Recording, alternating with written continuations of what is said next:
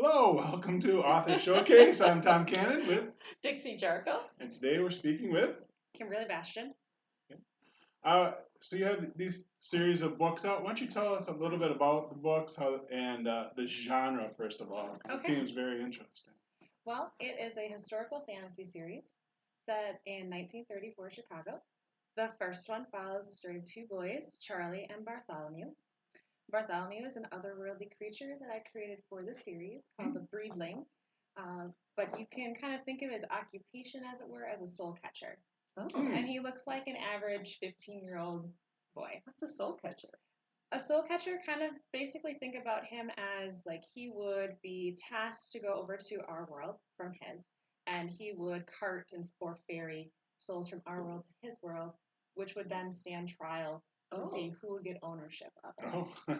I mean, that's kind of like a little bit down the line in terms of the mythology of the series, but that's essentially what he does and who he is.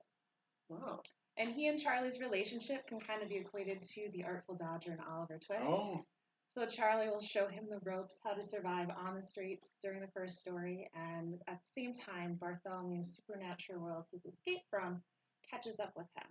And so it starts exposing Charlie to these new fantastical elements he's never seen before in the world, and he kind of has to figure out what to do about that by the end of the first story. So is this an adult or a YA? Where does it fit into the... It is just classified as a historical fantasy, Okay. but it's written with young adults in mind, so you can kind of equate it to Huckleberry Finn, but without all the derogatory language. Okay. That's a plus. The sexual content is a YA. Yeah, clean, it's not. basically. There's not a lot of romance in it at all. There's a little bit when it comes to Stingy Jack, who is my trickster character that shows up in the second story, and he had a great love, the shepherdess, who they end up trying to save in the third story. Nice. But it's nothing, Twilight-ish or anything that you see on the CW. None of that kind of stuff. Above CW. right below it. And so are you really interested in the 1930s era? I call it kind of like the magic time of the United States in terms of our history, like right before World War II when, superstitions and stuff like that still existed a lot, especially during like the Dust Bowl time and everybody thought the world was going to end. And what I wanted to do was create a series that was more American historic fantasy than opposed to European. Yeah. So you're not going to see kings and queens and lords and ladies, wizards, dragons, fairies, and those kind of things. What I did is I took the mythology basically of the world and I spliced it with the concepts and ideas of our folklore and all tall tales that are indicative to America. Cool. And so I used the melting pot, as it were, for the mythology, because that's kind of what America is in the beginning of its, inception in terms of like we call ourselves a melting pot. So I used that idea for the mythology of the story as well. That's really unique. Yes, it is. I mean, I like the mythology, the Greek gods and the Roman gods and their present time and stuff like that. But it's been done. Yeah. So yeah. To find something unique is really awesome. And I use some of those things, like Hades is my devil kind of character in the story. I just really always loved that name, so I just, I didn't want to didn't want to invent too many new things, so that I'd have to, go into depth and explain a whole bunch of stuff. Whereas I could just kind of take those things and just twist it enough a little bit so that it was a little bit fresh, but people didn't have to, think about it. I didn't have to write a whole J.R. Martin type story in order to explain those with a glossary. Yeah, exactly. Yep. I mean, I could do that in terms of parts of like the historical parts of the book that I had to research and whatnot. I mean, there could be how did you do your appendices research on? Well, I started by going to the library, Yay. and I had asked the desk attendants at the time. I said, okay, I need information on the Union Stockyards of Chicago, and I need to look up, information on 1930s fashion. And they're like, what? I'm sure they get stranger requests. Well, it was a pretty strange request. And after that, I just kept going back and asking about other certain random things, and the internet and Wikipedia was my friend. I mean, granted, of course, you have to take Wikipedia sometimes with a grain of salt, but it would always, you'd look down in all of the things of where the source material was, and then, you know, you can just kind of snowball down your rabbit holes from there and just kind of find your little pieces. The reason why I chose 1934 was partly because, funny story, I went into Best Buy, of all places. Nothing's gonna ever come out of there. And I was still struggling. I mean, it was like total infancy in terms of actually creating this story at all. But I couldn't quite figure out where I wanted to put it because I didn't want to do New York. I've never been to New York. I know nothing about New York. Yeah. And everybody does New York because it's big and has a lot of rich history. So I wanted to try to do something a little bit closer to home, and Chicago had always been really fascinating to me, and like, you know, Al Capone and all those kind of different characters that the city has. And so I went over to the HBO section of the DVDs, and sure enough, there was this show called Carnival, which was short-lived, only 2 seasons. And right on the back of the first season cover, it says Dust Bowl 1934. And I was like, there we go. I'm going to use the Dust Bowl of 1934 somehow. So I did more research on it, and I learned that in May of that year, the Dust Bowl storm blew up to Chicago, and it rained ash for 2 days. Wow. And a few days later, it had blown the topsoil over to New York, and it had rained red for like a day or like 2 hours or something like that. So I thought, that's so cool because, you know, superstitions are high at that time. I will use that kind of supernatural-ish event to bring my supernatural characters into the city of Chicago. So where did the idea for this come? You know, what was the flash that I got this idea and it's gonna be a 9-book series. It is gonna be a 9-book series eventually. I only get 3 right now. It would be Stingy Jack. He is actually the reason why we have jack-o'-lanterns. His legend goes that when he was alive, he was, you know, kind of a swindler, and he tricked the devil twice.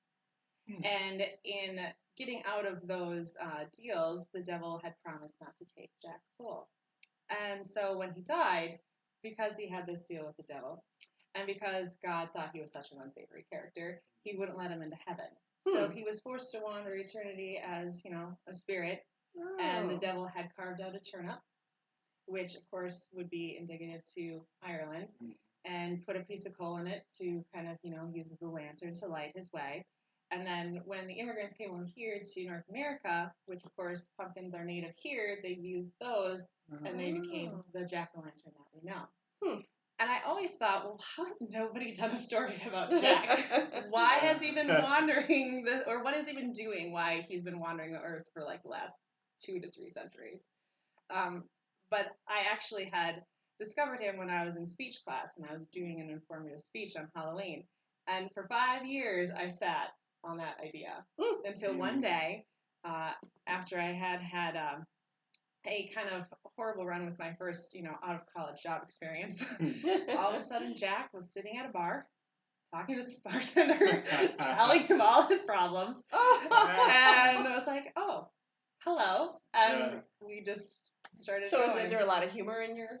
No, actually, there is not as much like, you know, cheeky humor as one might think, but Jack started out very cheeky. Yeah. Probably because more or less to help me feel better. To get me in a good mood to be like, hey, let's go. But he is a very complex and interesting character, and sometimes I feel like he's the hardest one to write. And yet, at the same time, he's like the easiest one to write. Because he's the most fun. Yeah. But to get him right, to bring it up that level. Yeah, the balance has to be right there. So what is your writing process like? Do you work full-time? Are you retired? You know, what is... Yes, I have a day job. Then that's very interesting. I still have a day job. Because we have day jobs too, so we're interested in how you fit this in. And always will. Yes. Yeah. Well, it's been, I don't know, like, I don't even know how I do it sometimes. So you don't have a set time that you... I try... If we're not using this year as an example, this year doesn't count. I'm basically on sabbatical this year. I started out by writing basically all three stories. I had a monstrosity throughout that first summer of 200,000 plus words. Wow. Which, of course, equated to three different stories. It wasn't just one massive one. Right. So I had gotten some advice after kind of, doing the query thing, sending it out, because you don't know when you're starting at all. You don't know the rules. You don't know anything about how it works. You just, not that I thought, oh, I'm going to send this and somebody's going to pick it up kind of thing, but it was just kind of just see what would happen. And someone had suggested that it probably is three. And so I looked at it again and I split it up. The first book was only about 5 chapters of what was there. And then the other two had about 10 each. And I actually started, because Jack was the first one who talked, I started with book 2, with the scene, which is now the second chapter of book 2. Went to book 3, and then realized I had a problem. Well, how did Bartholomew get to our world in the first place? So then I went and started writing number 1, which was only 5 chapters at the time. From there, I just kind of kept diving, and I spent at least one for sure good hour on the story every day. Wow. Sometimes it could be 4, impressive. Sometimes it could be 8 if it was the weekend. I would stay up, till late hours of the night. I just tried to fit in as much as possible. And of course, again, it's all trial and error. I published the first one under a different name with a different company. Again, trying to learn and figure out how it works. And it was originally in present tense. Because the people at the company had said that my dialogue was super great, and they were wondering if I was a screenwriter because it just flowed really well.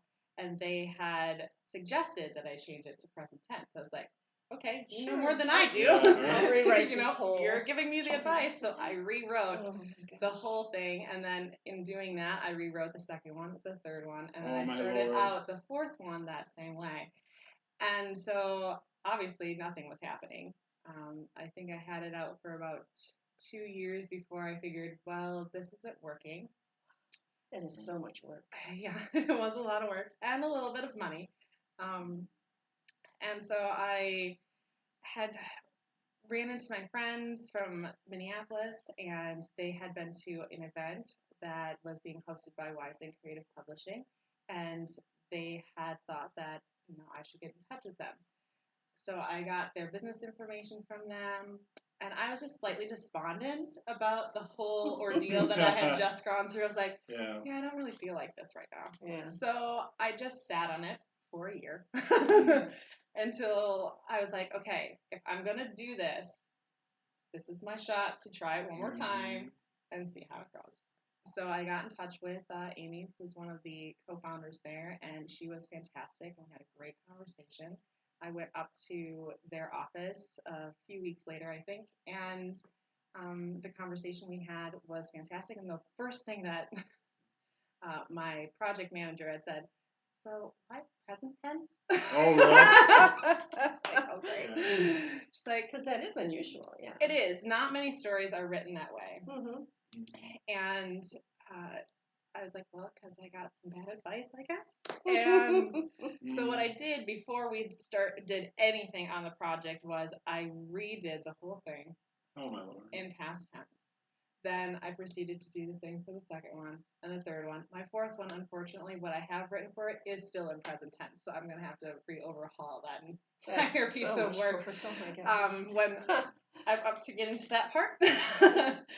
And so I've just been, for the last about decade or so, just kind of balancing, trying to get everything where it is, and now I have the 3 so far. And you do a great job of promoting. Tell us a little bit about how you decided to promote and what you do. Well, again, also trial and error. Yeah. Trying to figure out what events worked. I started doing just, little book events, here and there, stuff that we could get into, until I decided, well, maybe I should try a Comic-Con, see how it goes. My genre fits in with the atmosphere of the floor, and I thought, it could be fun. I'd never actually been to an official one. Yeah, or people who anything are like dressed that. up. I know. So I can dress up too. Yes. That's great. So I went to my first few last year. Milwaukee and Madison were my first two with a small organization called Mighty Con, and they were fantastic. I enjoyed myself immensely, and so then I basically tried to do nothing but cons for the rest of the year. My mom and I, who is also an author, we kind of go to book events together when we can. Of course, she can't go to Comic Cons because, well, her genre is not the same and it doesn't play in that sandbox. Yeah. But we went out to South Dakota's book festival out in Deadwood a few years ago, and it was phenomenal. They had different authors like William Kent Kruger, Tim O'Brien was there, and then they have just like a huge panel of people that are, more renowned and were there signing, doing little, chats and stuff like that. And it was really fun to be a part of, a bigger. There's an atmosphere, yeah. Mm-hmm. But the cons tend to be kind of where the biggest interest and draw is for my work, just because, when you go to book festivals, you have everything. And it's kind of sometimes hard to know what people are really looking for, whether, if they're. And I tend to, when we go, be like one of the only ones that have this kind of genre at those events. It's more, romance or local type stories, or historical fiction or mystery is a really big one that we see when we go to some of those events. So I really have found that in person, of course, always works best because you can show your excitement and be excited about it. And I just tried to get more involved in social media. Do you have a Facebook page or a blog or anything? I don't have a blog. Okay. Because those take time. They do. I did start one a while back before I had switched over and redid everything. And I found that it's like, well, I either get to write, or I either get to blog, or I either get to promote, or I either get to this, because if I'm doing it all myself, it's hard to just do all the things.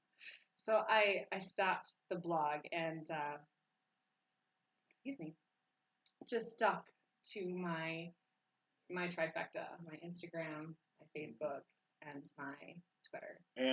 But it's not your name, it's elementoddesseys, which is the series title of the book. So on Instagram and Facebook. elementoddesseys. And while we're on the subject, why don't you give the titles of your book so I don't screw them up, and tell people where you can find them. Okay. The first one is called The Breedling and the City and the Garden. The second one is The Breedling and the Trickster. And the third one is The Breedling and the Shepherdess. And you can find them anywhere. They're on Amazon, they're on Barnes & Noble online, they're on ebook as well on all major platforms. The audio is not done yet. That'll be on my list of things to do for 2020. Are you going to read it, or? No. No. I mean, I can read it in short spurts, but I could not read the entire thing and make it sound appealing to the ear. I don't think. I don't have that kind of inflection in my voice. Does your publisher help you with that, or are you pretty much on your own? For the most part, we're on our own because it is still a self-published company. But the amazing thing about Wise Inc. is that they have, a litany of people and professionals that, we give and share information with each other, as well as with all of the roster of authors that they have. For my genre, we have a very small pool of people who write fiction in the company right now, but we've kind of all bonded together and we've done things and that stuff really like helps. that. Yeah, it has. And, one of my girls, Tabitha, who's out in Rhode Island, I mean, she just finished her trilogy and she is just like connected to different things. And it's really fun to hear her experiences and then share it with the others and kind of, you want to come to a con? With me. I don't want to go by myself. So my girls, Aurora and Cece and Amanda and Lori have all been to one with me. So that's been really fun. Yeah, and I can kind of see like middle school where the history teacher is talking about the Dust Bowl in the 1930s, and then the English teacher can talk about fantasy and genre and exactly. Have you hit the schools at all, or? I've been to one school so far. Again, because I work during the day, it's just one of those things where I'd have to take the day off and go do the thing. But I did one, and it was super fun. The kids were great. Yeah. Jason, the teacher, was amazing as well, and we've run into each other quite frequently at different events that we've gone to. And so, to learn from your misery, we learned that you submit your book, and then they'll send back feedback. Don't necessarily listen to them. I mean, they might have some good points, but send it out a couple times before you decide to actually change. Well, and part of it too is that it's all a matter of perspective, and like you said, I wasn't going to change anything specific about the story. The tents, okay, fine. Yeah, I'm totally fine with that because it is a lot better now than it was before.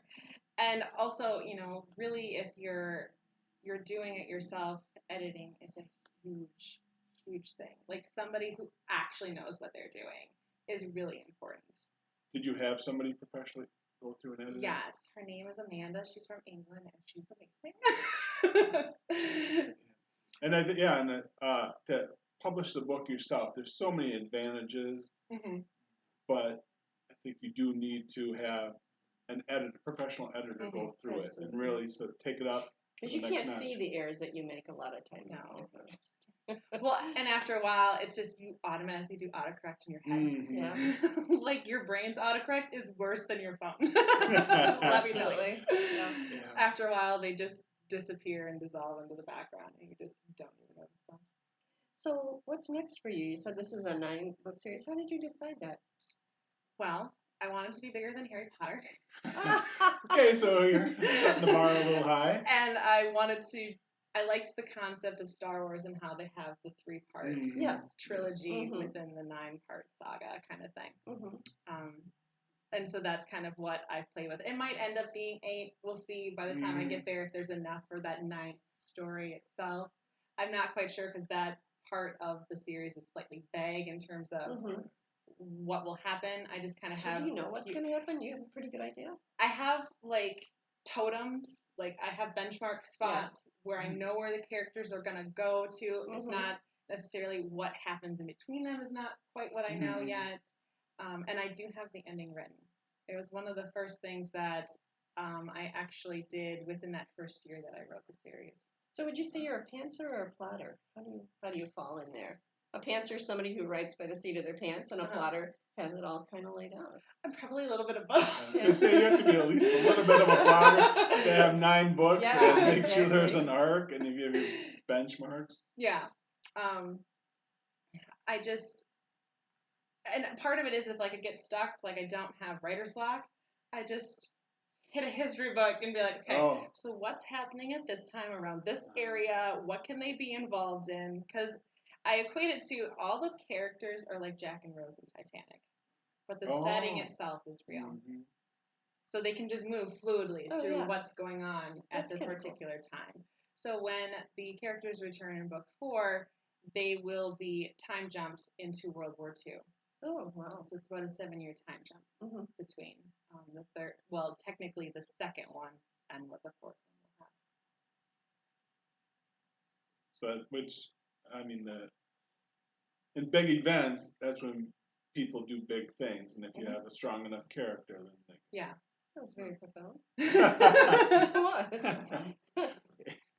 Well, there is something about putting them in a, when you're going to have the story go and the conflict and the characters, then why not put them in something that's also big and interesting? And in doing that, I kind of wanted to do certain things that aren't necessarily spotlighted or showcased a lot in terms of our history itself. So I put my characters in the Pacific theater instead of the European one because just recently, I feel like more stories have come out from that side of World War II. And then I do another group. I kind of call it my Empire Strikes Back, Two Towers scenario, because all the groups are split up. So there's 3 different groups that will have following in the next story. So my other small group will be basically having a Western frontier kind of adventure, and they'll go to the Cheyenne Frontier Days that happened that year, which was the only rodeo that happened. President Roosevelt said, "No, please, you need to do this," because it was a really big event, and yeah, so like all those little small details that you wouldn't necessarily get to know, and I do get involved in the internment camp situation that happens during that time as well. One of the characters in that group, a young girl, her mother is at Heart Mountain at the time, so she's going there to try to get her out, kind of thing. So I just kind of use different things that aren't, necessarily as popular, I guess you would say, or stuff that just hasn't been in works that are, kind of like this, at least that I've seen. I mean, I'm sure there are, but there's so many books to get to. Do you read a lot in your genre? I do. I haven't been reading a whole lot in terms of books lately. The other year I did like 40 of them, which was like one of the best I've ever done in a year. But again, it's one of those things like I either read or I write, or I work on another work in progress that I'm working on that doesn't involve these characters. So who were some of the authors that were inspiring to you to start writing? Well, Stephen King is my genesis. He gets the crown. I started writing in 6th grade after I saw Pet Sematary 2 at one of my girlfriend's, 13th birthday party sleepovers. We all had to do like the horror movies back in the day. So I had written a short story kind of based off of those ideas, and I had entered it into my public library writing contest that year, and I got 2nd place. That's good. But I got to read it in front of the class. My English teacher at the time really wanted me to, so that was kind of a interesting experience. As I'm killing off all these people in my story. My favorite part was one of my characters got hit by a milk truck, like an old-fashioned milk truck. I've totally grown out of that phase. But he was definitely the start. Most recently, of course, J.K. She's amazing in terms of like how she did her detail in terms of her mythology and whatnot. I love stories where I get to play the game of trying to figure out and theorize what's going to happen. Like, who is the Half-Blood Prince? And then you would like talk with your friends like,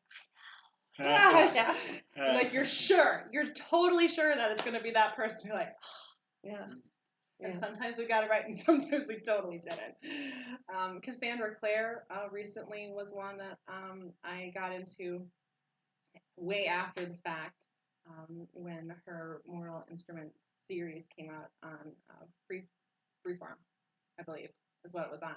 And I just really liked her characters and how they were so tight-knit and brought them together.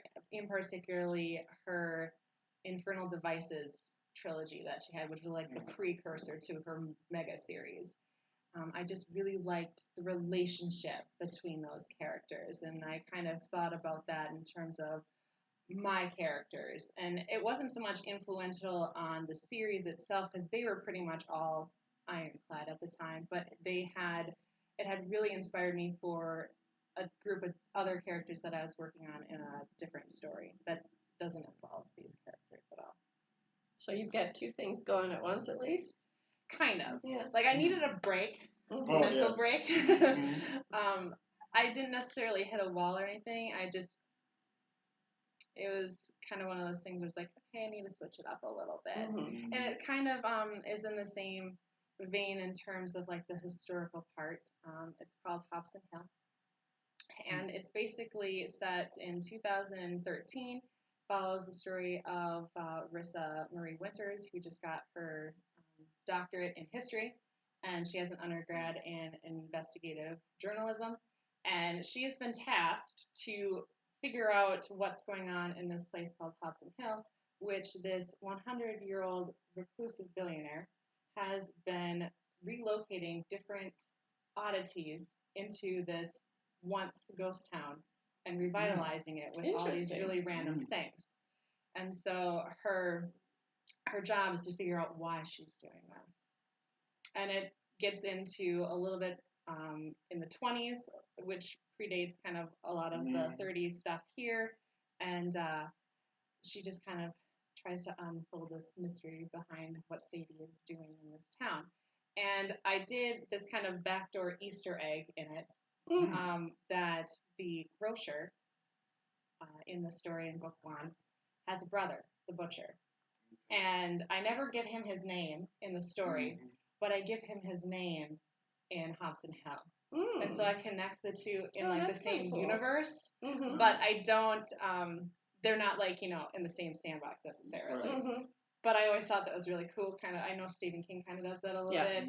Brian Fuller is another one who is a TV series guy. He does that with his characters. He kind of creates them all in the same realm. Are they in the same universe? Yes. Kind of cool. So somebody later on can write fan fiction about it, and these characters would have met these characters.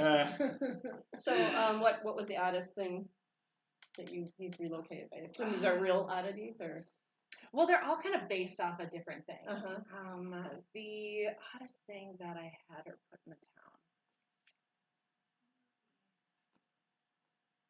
There is a random chimney that just sits there for no reason, which is actually based off of a chimney on County 88 in Wisconsin. It's just sitting in this low field. It must have been, where a house used to be, but only the hearth and the chimney are the thing that remain. So I just kind of used that and made up a story about it. Cool. And so that's probably one of the things that's a little random that's in this town. Just sits in the field.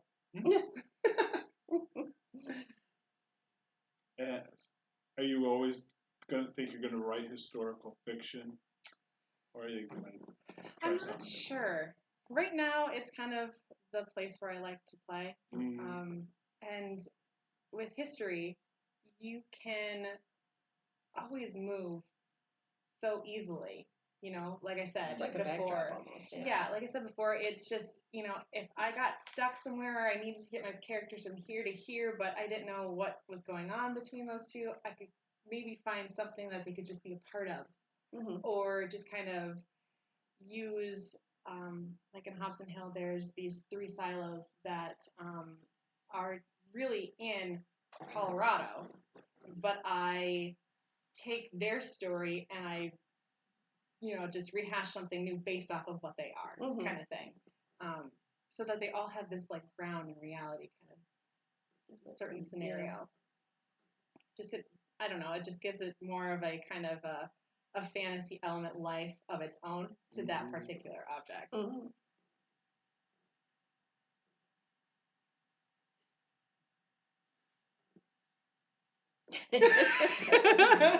Totally See, good. this is We've got 40.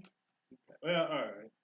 So we'll just ask one more question. Okay. All right. So, what advice would you give to a new writer just starting out? Best advice is to write. And just keep writing. Because, I don't know how to pronounce her name, and I'm sorry.